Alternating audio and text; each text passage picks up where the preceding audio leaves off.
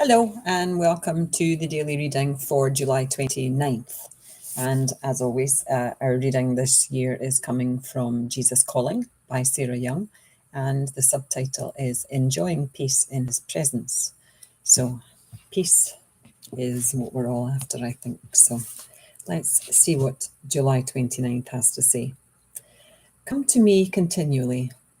I am meant to be the centre of your consciousness, the anchor of your soul.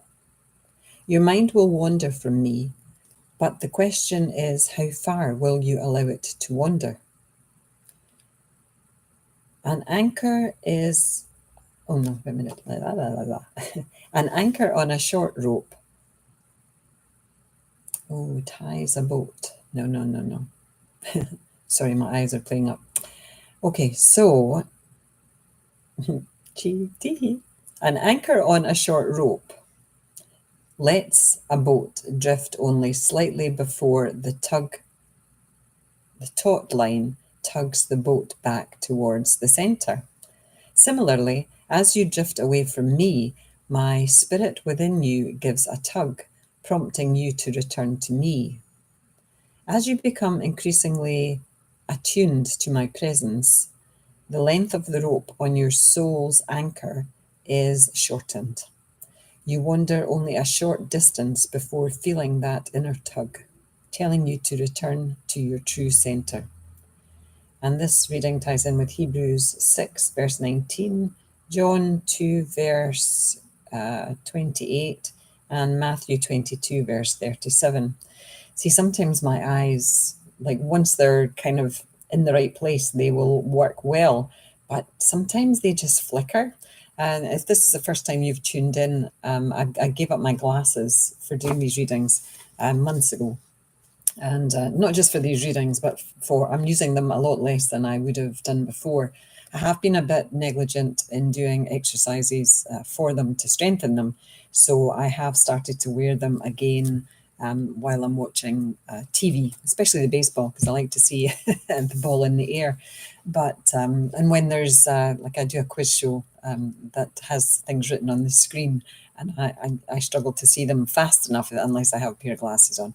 Anyway, this isn't about the reading, but this is just about my explanation for why I stammered in the middle of that reading, struggling to focus on one of the sentences in the middle there. And yet once I came into focus, the rest of it was easy. So when we talk about Jesus and him being an anchor, I get that, and I can talk about it in terms of, God and Jesus being an anchor, but also, through the years that I've done spiritual development, spiritual exploration, and I've been doing this for years and years, and sometimes I'm using loads of tools and I'm feeling great. And then all of a sudden, I realize I'm not feeling great. And I think to myself, well, why are you not feeling great? And I realize I've not been meditating, I've not been using crystals, I've not been using angel cards, I've not been asking God for help, and there's a whole bunch of things that I'm not using. And I've allowed myself to drift away from all that stuff, and I'm floundering. So when I realize I'm floundering, I come back and I will use the tools again.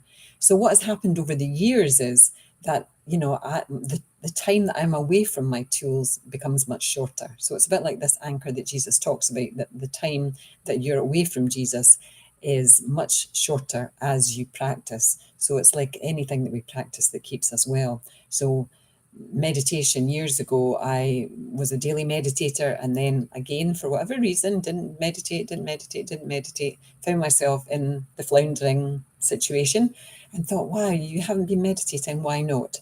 So the time between or the length of time it took me to realize that I was not meditating and that I was in a, poorer state of mind became shorter and shorter the more I did it. Rather than get upset with myself and just stop altogether, it was like, okay, where's those tools that you use? And Jesus is one of those tools. If you're a Christian, Jesus is one of those tools. God is one of those tools for many other religions. But believing in something that's bigger than yourself and tethering yourself to that is a great way to anchor yourself in not only the present moment, but in life itself. So I think this is a great analogy, thinking of that tug that you get when you've gone too far. So for me, it's that floundering. I'm flounder. Like, why are you floundering? Oh, okay, you haven't been using any of the stuff that keeps you well, including Bach flowers, Reiki, and mindfulness for me. You maybe have other things, but think about that. And, if you find yourself in a kind of rotten day, why? Could you reach out to God? Could you reach out to Jesus? Could you have a conversation with them? Could you have a conversation with your guardian angel? What could you do to lift yourself up? Anyway, my 5 minutes is up. Namaste. Love to you all. Bye now. Bye.